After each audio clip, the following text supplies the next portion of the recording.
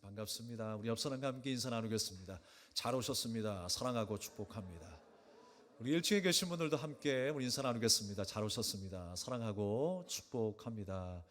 반갑습니다. 오늘 그리스도 예수 안에서 자유하시기 바랍니다. 평안하시기 바랍니다. 하나님이 주시는 마음 평안입니다.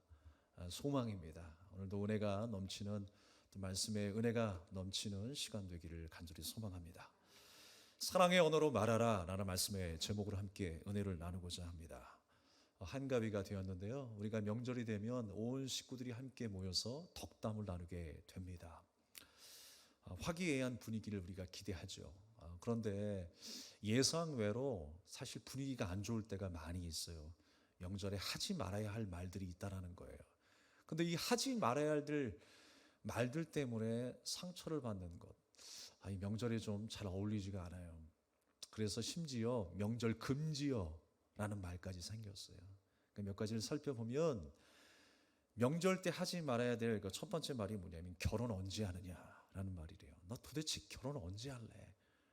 금지어랍니다. 두 번째는 뭐냐면 외모를 지적하는 말이에요. 뭐 살이 빠졌느니 쪘느니 외모 지적하지 말라는 거예요. 옷 좀 잘 입고 다녀라, 그런 얘기 하지 말라는 거예요. 또 하나는 지나친 참견과 잔소리가 있습니다. 라떼는 말이야, 내가 네 나이에 처자식을 먹여 살렸어, 내가 우리 가문을 일으켰어, 이런 말 하지 말라는 거예요. 내가 어떤 일을 했고 어떤 생활을 했다라는 것, 다 각자 나름의 방식이 있고 각자 나름의 사정이 있는 것 아니겠습니까? 또 한 가지는 뭐냐면 연봉이 얼마냐, 얼마 받고 지내냐 라고 하는 질문들, 이런 말 하지 말라는 거예요. 그때 꿀먹은 벙어리처럼 할 말이 없어집니다.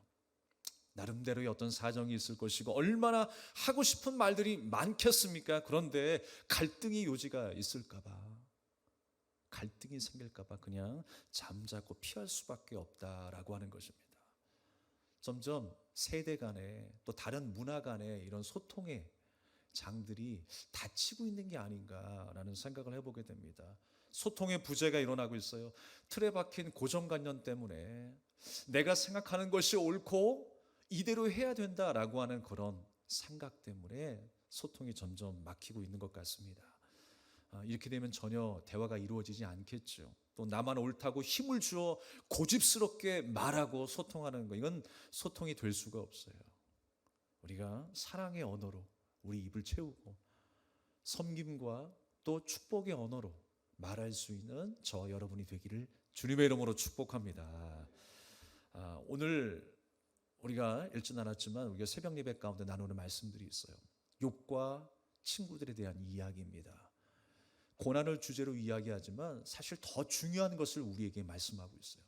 욥과 친구들의 대화를 들어보면요, 친구들이 고난받고 있는 욥에게 와가지고 위로한답시고 전혀 그 상황에 맞지 않은 이야기들을 합니다. 옳은 말이기는 해요. 근데 옳은 말이고 맞는 말인데 욥에게는 아무런 도움이 되지 않고 있는 거예요. 그들이 말하는 것은 무엇이었습니까? 우리 하나님이 공의의 하나님이라는 거예요. 그래서 욥, 네가 분명히 죄 지은 게 있기 때문에 이런 고난을 받는 것이 아니냐, 인과응보의 논리로 욥에게 다가와서 말을 합니다. 신정주의, 인과응보, 이런 신앙이 뭐냐면 죄 지은 게 있기 때문에 이렇게 못 살고 병들고 문제가 발생한다라는 거예요. 그 친구들도 욥에게 와가지고 그렇게 이야기를 하고 있습니다. 네가 뭔가 실수를 했고 잘못을 했고 네 자식이 문제가 있었기 때문에 하나님이 노하신 거 아니냐, 이런 벌을 받고 살아가는 거 아니냐 라고 이야기하는 거예요. 그러나 그들이 한 가지 잊고 있는 게 있어요. 우리 하나님 맞습니다. 공의의 하나님 맞아요. 또 분명 죄의 결과는 사망이 맞습니다. 그렇게 우리 하나님은 공의의 하나님이시라고 성경은 말씀하고 있지만 한 가지를 잃어버렸어요. 우리 하나님은 사랑의 하나님도 되십니다. 할렐루야. 나를 사랑하시는 하나님, 그 사랑의 하나님께서 우리들을 지금도 이끌고 계세요. 우리는 더 넓은 시각으로 우리의 삶을 들여다봐야 합니다. 세상을 들여다봐야 하는 것입니다. 좀 더 넓은 시각으로, 좀 더 넓은 마음으로 우리가 살아야 할 줄로 믿습니다. 그러니까 욥이 당하는 고난은 뭐였어요? 그를 사랑하는 하나님의 계획이었어요. 우리는 좁은 시야로 내가 겪는 고난에 대해서, 일어나는 사건과 문제에 대해서 왜 이렇게 나는 살아야 하고, 정말 하나님이 살아계시다면 왜 이렇게 우리 인생이 비참할까? 그 문제에 대해서 고민하지만 우리 하나님의 시각은 어떤 시각이에요? 총체적인 시각이에요. 우리 믿음의 사람들도 우리 믿음이 성숙한다는 건 뭐예요? 그 하나님의 마음과 하나님의 시각을 가지고 살아가는 것입니다. 조금 나아지지 않았을지라도, 여전히 우리가 고난 가운데 살지라도 하나님의 계획과 하나님의 은혜가 있다라고 하는 사실을 믿고 오늘도 믿음으로 살아가는 것, 그것이 바로 하나님의 자녀의 모습이라고 하는 것입니다. 우리가 사실 맞는 말이라도 기분 나쁘게 말하면 잔소리라고 하잖아요. 대화가 끊어질 수밖에 없어요. 절대 위로가 될 수 없습니다. 상대방을 배려하는 마음으로 더 신중하게, 더 깊이 있게 말할 수 있는 우리가 될 수 있길 바라겠습니다. 오늘 본문의 말씀에는요, 귀신 들려 말 못하는 사람이 등장해요. 예수님께서 그를 찾으시고 고치시는데요, 오늘 본문에 나타난 말 못한다라고 하는 의미의 단어는 코포스라고 하는 단어를 쓰고 있어요. 근데 이 의미는요, 말만 못하는 것이 아니라 귀도 먹은 사람을 의미해요. 그러니까 정확하게 말하면 귀도 먹고 말도 못하는 사람이라는 거예요. 그런데 왜 하필 우리에게 말 못하는 사람이 보여질까? 왜 예수님께서 이를 만나시고 고쳐주시는가? 그 장면을 통해서 우리에게 하시는 말씀이 있어요. 사실 우리는요, 다 말 못하는 자들이었습니다. 단순하게 육체적으로 벙어리였다, 언어 장애였다, 그런 말을 하는 것이 아니라 그 이상의 의미를 우리에게 말씀하고 있는 것입니다. 지금 말 못하는 사람이라고 이야기했지만 그 앞에 수식어가 있어요. 어떤 수식어입니까? 귀신 들려 말 못하는 사람이라는 거예요. 육체의 연약함 그 이상의 영적인 문제가 있다라고 하는 것을 말씀하고 있어요. 영적인 문제. 귀신 들려 말 못하는 사람이라고 그랬어요. 우리가 보통 귀신 들렸다고 하면 이상한 말을 하거나 이상한 행동을 하는 것을 귀신 들렸다라고 이야기를 합니다. 그런데 정확한 귀신 들림의 의미는 무엇이냐? 바로 이것입니다. 바로 귀신의 영에 사로잡힌 바 된 것, 그 영의 지배 속에 살아가는 것, 그것이 바로 귀신 들렸다라고 하는 것입니다. 요한복음 8장 44절의 말씀에 보면, 너희는 너희 아비 마귀에게서 났으니 너희 아비의 욕심을 너희도 행하고자 하느니라. 저는 처음부터 살인한 자요, 진리가 그 속에 없으므로 진리에 서지 못하고 거짓을 말할 때마다 제 것으로 말하나니 그랬어요. 자기의 것으로 말한다라는 거예요. 사탄의 언어로 말한다라는 거예요. 그러니까 지금 말 못하는 사람은 누구의 지배 속에 있습니까? 사탄의 지배 속에 살아가는 거예요. 사실 여러분, 하나님의 자녀였으면 그의 입술에 채워져야 되는 것은 하나님의 말씀인 거예요. 사랑의 언어여야 되는 거예요. 은혜와 긍휼과 용서와 섬김의 언어가 있어야 되는 거예요. 그런데 귀신의 영의 지배 속에 산다는 건 뭐예요? 하나님으로부터 멀어졌다는 것입니다. 하나님께로부터 멀어져서 하나님의 말씀이 내 입에서 떠나가고 내 삶에서 거두어지니까 이제 그 말 속에 사단의 언어가 채워졌다는 것입니다. 거짓말하고 시기하고 미움과 증오와 그런 언어들이 내 입술에 채워지기 시작한 거예요. 그러나 우리는 여러분, 다시 한번 우리 언어를 회복해야 합니다. 하나님께서 주신 우리 언어는 무엇입니까? 사랑의 언어입니다. 용서의 언어인 거예요. 우리가 말 못하는 자를 생각해 보면요, 이스라엘 백성들을 떠올릴 수가 있어요. 이스라엘 백성들이 하나님의 말씀으로 말하고 그들의 신앙을 고백해야 될 하나님의 자녀들이었어요. 그런데 그들이 하나님의 말씀을 어느 순간에 듣지 않습니다. 아니, 듣지 못해요. 듣지 못하니까 어떻게 됩니까? 말하지 못하는 거예요. 예전에 그 헬렌 켈러가 삼중고를 겪었다고 하죠.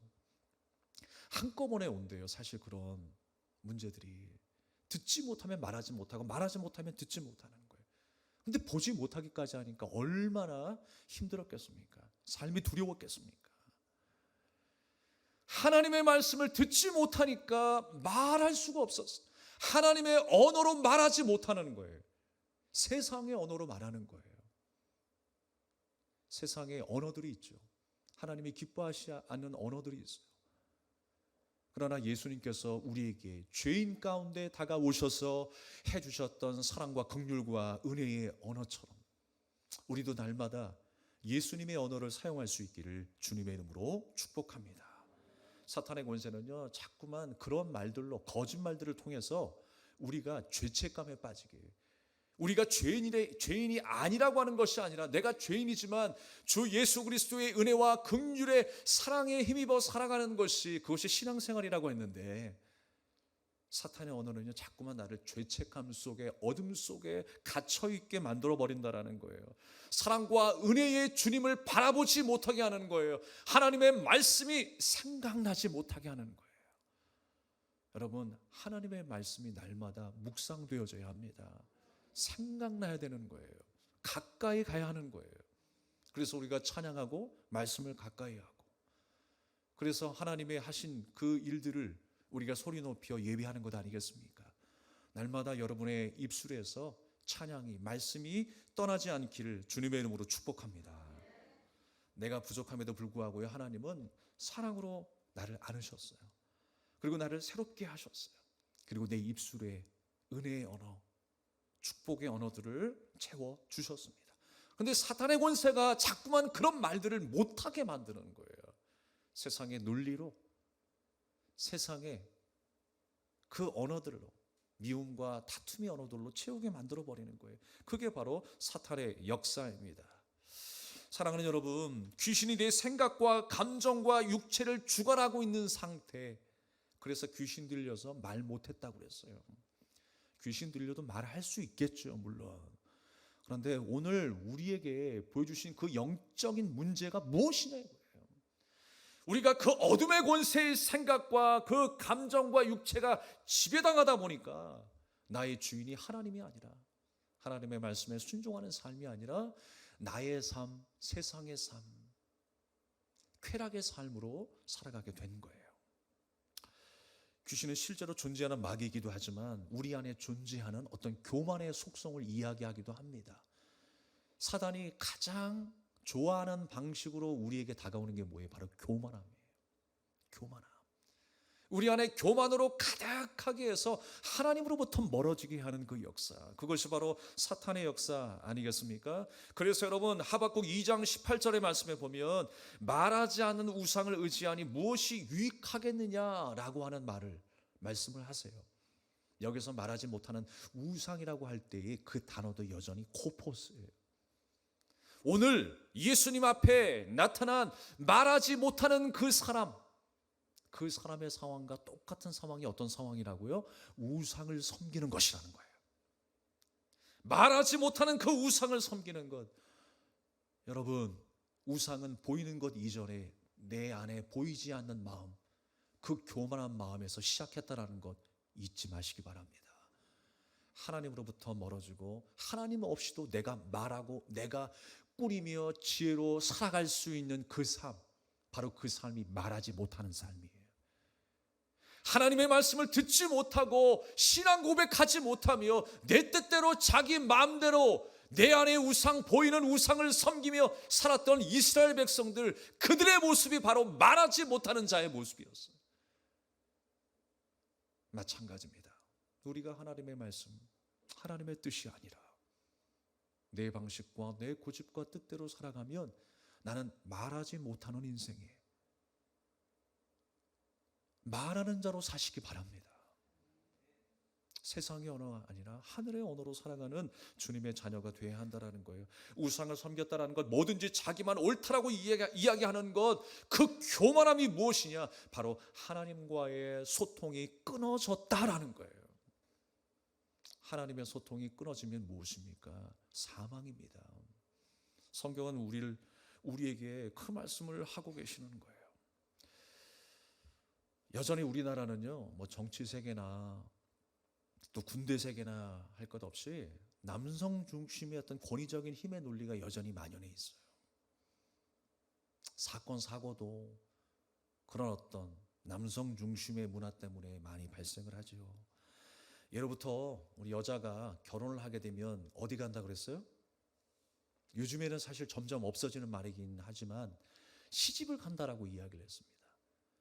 근데 시집을 간다는 의미가 뭐예요? 단순히 결혼한다라는 의미예요? 아니죠. 너는 이제 우리 가문의 사람이 아니다. 저 가문의 사람이다. 그러면서 귀머거리 3년, 벙어리 3년, 소경 3년으로 지내라라고 이야기를 해요. 그게 뭐예요? 우리 가문의 사람이 아니라는 거예요, 이제. 근데 안타까운 건 뭐냐면 결혼하게 되면서 그의 이름뿐만이 아니라 여자의 존재도 권위도 점점 사라지게 되었어요. 이제 그 집에 사람이니까 그저 종의 모습으로 살아야 한다는 거. 그의 권위의식과 억압과 착취만 있을 뿐 더 이상 뭐가 없어요? 사랑의 관계가 없는 거예요. 남편과 아내와 가족 간의 사랑의 관계가 아니라 그저 몸종으로 살았던 모습이었다라고 하는 것입니다. 그러나 여러분, 성경에서 말씀하고 있는 진정한 종된 삶이 무엇이냐? 종의 삶은 무엇입니까? 나는 사라지지만 예수 그리스도께서 주신 은혜로 사는 삶이 종된 삶이에요. 주님을 목말라하고 주님을 찾고 기도하고 말씀 가운데 순종하는 삶이 바로 종된 삶이에요. 착취와 억압 속에 살아가는 그 삶이 종된 삶이 아니라는 거예요. 그러므로 여러분, 사단의 종 아래 살아가는 인생, 말 못하는 인생이 아니라 주님의 종 아래 살아가는 말하는 자, 주님의 말씀으로 고백하는 자로 사는 우리가 되어야 할 줄로 믿습니다. 특별히 이 말에 관해서 생각하면 저는 어떤 사람이 떠올리냐면 모세가 떠올라요. 하나님께서 그를 부르시고 이스라엘 백성들의 출애굽을 명령하셨을 때 모세가 자꾸만 핑계를 댔어요. 저는 못 가겠습니다. 그러니까 하나님이 여러 가지 이적들을 보여주시죠. 갑자기 지팡이가 뱀이 되게 하세요. 그리고 뱀이 갑자기 또 지팡이가 되게 하세요. 모세에게 명령하십니다. 그 손을 가슴에 넣어보라 라고 말씀하십니다. 멀쩡했던 그 손이 나병 환자의 손이 되었어요. 문둥병자의 손이 되었어요. 다시 또 집어넣으니까 깨끗하게 온 상태로 회복이 되었어요. 그렇게 보여주셨음에도 불구하고 모세는 뭐라고 이야기합니까? 하나님 앞에서 나는 입이 둔하여 뻣뻣합니다 라고 핑계를 대요. 뻣뻣하다라는 거예요. 그러면서 또 말하는 게 뭐라고 그래요? 좀 보낼 사람을 보내십시오라고 이야기를 해요. 보낼 사람을. 그런 의미가 무엇입니까, 여러분? 출애굽기 4장 16절에 보면요, 그가 너를 대신하여 백성에게 말할 것이니 그는 내 입을 대신할 것이요 너는 그에게 하나님같이 되리라 라고 말씀하고 있어요. 사실 여러분, 모세의 마음은 어떤 마음이냐면 나름 말을 잘해야 애굽의 바로왕을 설득시킬 수 있고 이스라엘 백성들을 설득시켜서 데리고 올 수 있는데 나는 말을 잘 못하기 때문에 이거는 이루어질 수 없습니다 라고 하는 거 아니겠어요? 하나님, 난 못해요 라고 이야기를 하는 거예요. 그렇게 자기의 말로 자기의 능력으로 바로왕 앞에 서려고 했었던 모세였어요. 그러니까 하나님이 그거 아니야 라고 말씀하는 거예요. 너 대신 말 잘하는 아론을 세웠지 아니하였느냐? 네가 모세가 말할 때에 아론에게 말하는 그 말은 사람의 말이 아니라 바로 하나님의 말씀이다 라고 기록하고 있는 거예요. 할렐루야. 주님께서 우리를 사용하실 때 그렇습니다.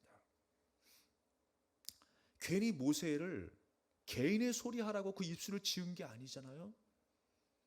하나님의 뜻을 펼치기 위해서 주님의 비전을 실현하기 위해서 그 입술을 세운 것 아니겠습니까? 사랑하는 여러분, 저도 마찬가지예요. 제 지혜와 설득으로 여러분을 변화시킬 것 가능성 1%도 없어요. 제 지혜와 능력으로 여러분이 변화된다는 것 기대할 수 없어요. 하나님이 하시는 거예요. 우리가 전도할 때도 마찬가지예요. 예수 그리스도 그 이름 하나만으로도 내 입술로 선포되는 그 순간에 하나님의 역사하시면 굳었던 완악했던 그 마음들이 부서지는 역사가 일어날 줄로 믿습니다. 그게 하나님의 역사이지. 모세가 자기 입술로 자기 능력으로 뭔가 하려고 했다가 부족함을 느끼니까 하나님 저 못 가요라고 하는 것, 그는 맞습니다. 말 못하는 자예요. 세상의 언어로 살려고 하는 그 모세의 상황은 말 못하는 자 맞아요. 그러나 우리는 하나님의 역사로 말하는 자로 살아가게 되었어요. 세상의 언어가 아니라 바로 하나님의 말씀이 그 입술에 담겨져 있기 때문에 우리의 담대함, 우리의 능력, 지혜 상관없이 하나님께서 변화시키신 줄로 믿습니다. 우리도 마찬가지입니다. 주님께서 우리 입술을 복음의 나팔수로 세우셨다는 사실을 기억해야 돼요. 말을 못한다는 것은요, 내 입에 하나님의 언어를 잃어버렸다는 것이지 청산유수처럼 하지 못한다 그런 의미가 아니라고 하는 거예요. 저는 안타까운 것이 교회 다니는 사람들이 말 잘한대요. 그런데 그 말에는 뼈가 있어요, 여러분. 사랑과 섬김과 위로의 말도 있지만 얼마나 사람들에게 사기치고 자기를 포장하려고 하고 감언이설로 사람들의 마음을 꿰는지 모르겠어요. 제가 함부로 말할 수 없겠습니다만 우리가 말 잘한다라는 게 뭔지를 생각하며 살아야 합니다. 우리 성도가 하나님의 백성들이 말 잘한다라고 하는 것은 무엇이냐? 청산유소처럼 말하는 것이 아니라 내 입에 하나님의 언어가 있다라는 거예요. 하나님의 언어를 잃어버리지 말고 사시기 바랍니다. 그 말이 사랑의 언어요, 용서와 긍휼과 은혜의 언어라는 거예요. 여러분, 이 말을 잊어버리지 마시기 바랍니다. 이 말을 갖고 우리가 살아야 하는 것입니다. 날마다 우리가 하나님의 말씀으로 말하고 우리의 신앙으로 고백할 수 있는 저 여러분이 되시기를 주님의 이름으로 축복합니다. 말 못하는 자, 모세는 정말 말 못하는 자였어요. 그러나 왜 말 못하는 자였는가? 자신의 말로 살고자 했기 때문에 말 못하는 자였습니다. 사랑하는 여러분, 성령이 역사하시지 아니하면 지금 이 설교도 그냥 웅변에 불과할 수 있어요. 연설에 불과할 수 있어요. 그냥 정치인들이 떠드는 그 한마디에 불과할 수 있을 것입니다. 그러나 성령께서 조명해 주시면 다른 거예요. 조명이 뭐예요? 조명이에요. 조명. 밝혀주시는 거예요. 길을 열어주시는 것, 그게 바로 성령의 역사 아닙니까? 우리가 성령의 역사하면 항상 힘과 능력의 대결로만 생각해요. 그래서 성령이 임하셔서 병도 고치고 귀신도 떠나가고 뭔가 우리 인생의 문제를 해결받을 때 그때만 성령 충만함이 필요한 줄 알아요. 그러나 여러분, 목소리 클 때만 성령 충만이 아니에요. 속삭여도 성령 충만일 때가 있어요. 강할 때만, 쉰 목소리 날 때만 성령 충만이 아니에요. 가장 나약한 그 자리에서 하나님 앞에 눈물로 호소하며 내 삶을 맡겨드리는 그 순간에 하나님이 임재하셨을 때 그때도 성령 충만이에요. 내가 하나님 앞에 드릴 것이 없고 내 마음이 상하여 고통 중에 있을지라도 하나님을 의지하는 그 순간이 성령 충만함이에요. 여러분, 그 성령 충만함 아래에 살아갈 수 있기를 바라겠습니다. 사람들이 신앙생활 하면서도 그 능력 대결을 못 빠져나오는 사람들이 얼마나 많이 나온 줄 몰라요. 누가 더 강하냐, 누가 더 세냐, 누가 더 좋은 은사를 받았느냐, 그게 왜 하나님의 말씀입니까? 여러분, 그건 하나님의 말씀이 아니에요. 오늘 바리새인들이 뭐라고 이야기합니까? 마지막 말씀에 예수님의 그 능력과 기적을 보고 뭐라고 이야기를 해요? 야, 예수님이 귀신의 왕의 힘을 빌어서 고쳤구나. 귀신의 왕의 힘을 빌어서 고쳤다라고 이야기를 해요. 더 강하신 분이 예수님이라고 하는 사실을 왜 인정 못해요? 그가 하나님의 아들이심을 왜 인정 못합니까? 그저 그들의 마음속에는 능력 대결만 있는 거예요. 말 잘하는 자, 말 못하는 자, 은사 많이 받은 자, 능력 있는 자, 존경받는 자, 그것이 능력으로 생각하는 거예요. 목소리 큰 자만 능력이 있다라고 생각하는 거예요. 아닙니다, 여러분. 지금 예수님이 더 강한 분이시라는 걸 왜 몰라요? 그러나 예수님은 강하심에도 불구하고 하나님의 아들이셨음에도 불구하고 예수님은 어떻게 이 땅에 오셨다고 그랬어요? 종의 형체를 가지시고 이 땅에 오셨다고 그랬어요. 우리가 보여지고 들려지는 능력 대결이 아니라 바로 주님이 주신 그 긍휼과 사랑에 말씀으로 다가오신 그 은혜의 삶을 통하여서 우리의 삶을 회복시키시고 살리신 줄로 믿습니다. 그 능력의 말씀이 우리에게 찾아오시는 거예요. 그래서 그 예수 그리스도의 말씀이, 그 은혜가 나의 언어가 된 거예요. 그래서 우리도 그렇게 고백하며 살아가는, 예수님이 걸어가셨던 그 십자가와 자기 부인의 삶을 통해서 배웠던 것처럼 우리도 그렇게 내 입술과 내 언어를 통해서 자기 부인과 낮아짐과 섬김을 통해서 살아가는 거예요. 그게 말씀대로 살아가는 순종의 삶인 줄로 믿습니다. 빌립보서 2장 7절의 말씀처럼 오히려 자기를 비워 종의 형체를 가져 사람들과 같이 되었고 라고 말씀하셨어요. 그리고 우리로 하여금 종의 삶을 살게 하신 줄로 믿습니다. 그러니까 성령 충만함의 삶은 어떤 삶이다? 내 민생의 해결이 아니라 어떤 삶이에요?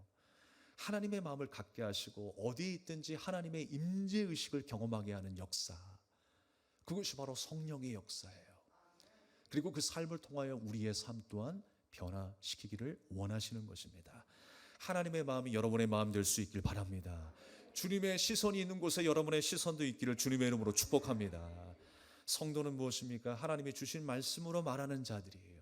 여러분 잘 이해하시기 바랍니다. 내 뜻이 아니라 주님의 뜻대로 살고 내가 주인이 아니라 주님의 종으로 사는 것, 바로 그 삶이 말하는 자예요. 그렇게 말하는 자로 사시기를 바라겠습니다. 그런 사람은요, 자기를 절대로 높일 수 없고 자기의 고집을 내세워서 주장할 수 없어요. 왜? 하나님의 말로 하나님의 마음으로 말하기 때문에. 나보다 남을 낮게 여길 수 있는 삶을 살아간다는 거예요.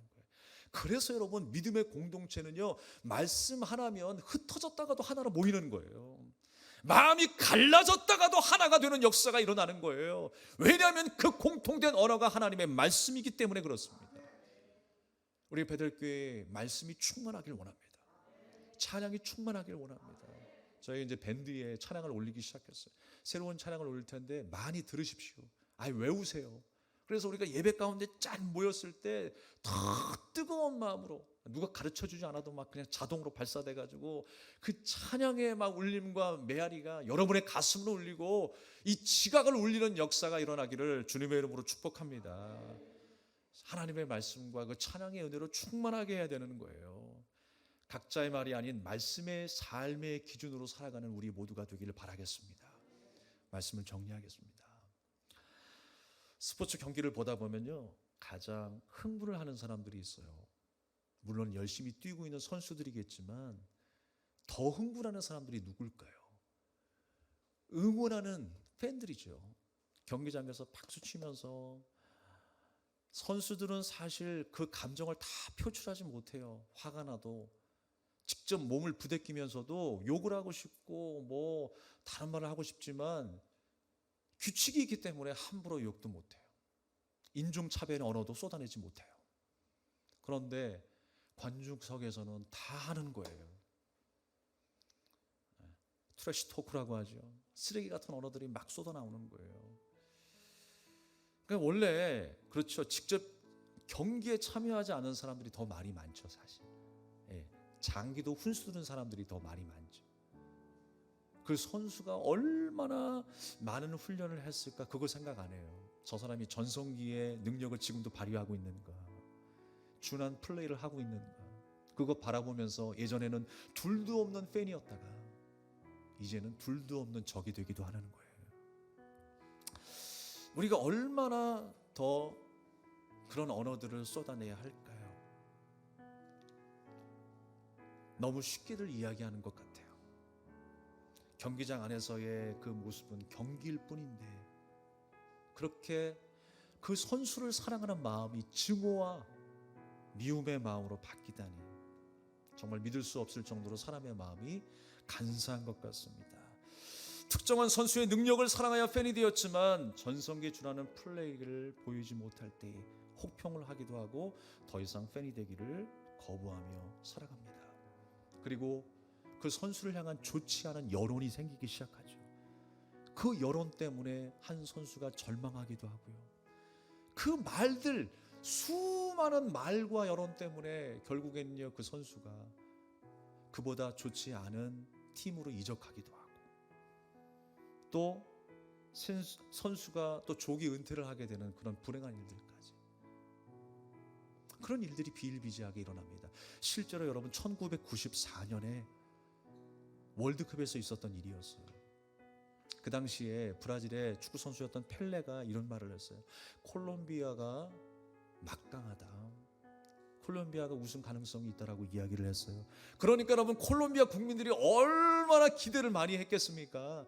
그러는 가운데 경기를 했는데 미국과 콜롬비아 경기에서 어떤 일이 있었냐면 에스코바르라고 하는 그 선수가 자책골을 넣은 거예요. 그래서 결국에는 그 경기를 패하고 말았어요. 콜롬비아 국민들은 뭐라고 생각할까요? 저 에스코바르 때문에 우리가 졌다. 얼마나 마음이 동요가 됐는지, 우리가 지금 우승 후보라고 하는데 이 경기를 반드시 승리해야 또 16강에 올라가고 우승을 바라보는데, 에스코바르라고 하는 한 사람 때문에 다 그냥 산통 깬 거예요. 에스코바르도 마음에 무거운 짐을 안고 조기 귀국하여 콜롬비아로 돌아왔어요. 그런데 여러분, 그 월드컵 경기가 일어나는 그 중에 에스코바르는 주점에서 술 한잔 하다가 팬 중에 한 명이었던 한 사람이 그 술집에 찾아와 총으로 쏴서 죽여버렸어요. 잘할 때는 팬이고 못하면 적입니까? 그를 죽게 만들었어요. 사랑하는 여러분, 매주 우리가 교회에서 사랑한다고 고백합니다. 용서한다고 고백합니다. 그러나 실질적으로 우리 안에 들여다보면 용서와 사랑이 너무나 부족해요. 사랑의 고백이 너무나 부족해요. 예전에 교회마다 큰 교회에서 그런 문제가 많이 발생했습니다만, 분쟁이 생기고 파벌이 생기고 법정 분쟁까지 가는 교회들이 너무나 많았어요. 정말 그런 모습이 여러분 사랑일까요? 그들이 고백했던 것은 그러면 다 연기입니까? 여러분 안에 채우고 있는 언어들이 무엇입니까? 증오의 언어입니까? 다툼의 언어입니까? 다시 한번 주님이 주신 그 말씀, 사랑의 언어, 용서와 긍휼의 언어로 바꿔놓으시길 바랍니다. 여러분의 입안에 하나님의 말씀이 가득 채워질 수 있는 한 주가 되기를 주님의 이름으로 축복합니다. 말씀을 마치겠습니다. 나의 계산과 교만과 비판의 언어가 아니라 이제 예수님께서 우리에게 주신 그 사랑의 언어로 우리가 새롭게 된 것처럼, 여러분의 입술을 통하여, 그 사랑의 언어를 통하여 여러분의 가정이 변화되고 여러분의 주변이 변화되는 놀라운 역사의 한 주가 되시기를 주님의 이름으로 축원합니다. 우리 찬양하며 기도하겠습니다. 나의 사랑하는 자의 목소리.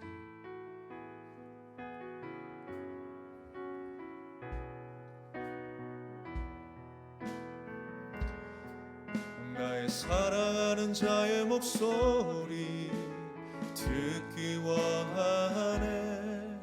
나의 사랑, 나의 어여쁜 자야, 바위 틈은 밀한 곳에서 듣기 원하네.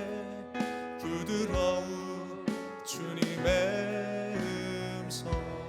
나의 사랑하는 자, 나의 사랑하는 자의 목소리 듣기 원하네. 나의 사랑, 나의 어여쁜 자야, 바위 틈은 밀한 곳에서 듣기 원하네. 부드러운 주님의 음성. 나의 사랑, 나의 사랑, 나의 어여쁜 자야, 일어나 함께 가자. 나의 사랑, 나의 사랑, 나의 어여쁜 자야, 일어나 함께 가자. 다시 한번 나의 사랑하는 자의 목소리 듣기 원하네. 나의 사랑, 나의 어여쁜 자야, 바위 틈은 밀한 곳에서 듣기 원하네. 부드러운 주님의 음성. 나의 사랑, 나의 사랑, 나의 사랑, 나의 사랑, 나의 어여쁜 자야, 일어나 함께 가자. 할렐루야. 나의 사랑,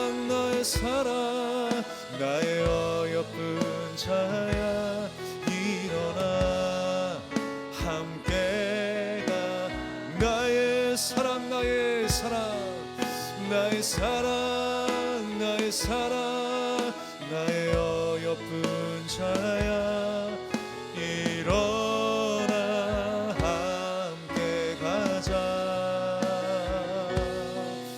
나의 사랑 나의 사랑 나의 어여쁜 자야 일어나 함께 다시 한번 나의 사랑 나의 어여쁜 자야 나의 사랑 나의 사랑 나의 어여쁜 자야 일어나 함께 가자 나의 사랑 나의 사랑 나의 어여쁜 자야 일어나 함께 가자 일어나 함께 가자 일어나 함께 일어나 함께 가자 일어나 함께 가자 주신 말씀을 기억하면서 우리 합심하여 기도할 터인데요 여러분 여러분의 입술에 사랑의 언어를 잃어버렸습니까? 용서와 긍휼의 그 마음 그 언어를 잃어버렸습니까? 다시 회복하기를 소원합니다. 주님이 오늘 나를 사랑한다라고 말씀하세요. 나에게 사랑의 언어로 다가오셨어요. 그러면서 주님은 말씀하십니다. 일어나 함께 가자. 내가 갔던 그 사랑의 길 너도 함께 가기를 원해. 내가 갔던 그 용서와 십자가의 길 너도 같이 가기를 원해. 주님은 나와 함께 가기를 원하십니다. 일어나 함께 걷게 하여 주시옵소서. 오늘 믿음으로 결단하며 주님 앞에 기도하며 나가겠습니다. 하나님 아버지 하나님 우리가 잃어버렸던 사랑의 언어와 용서와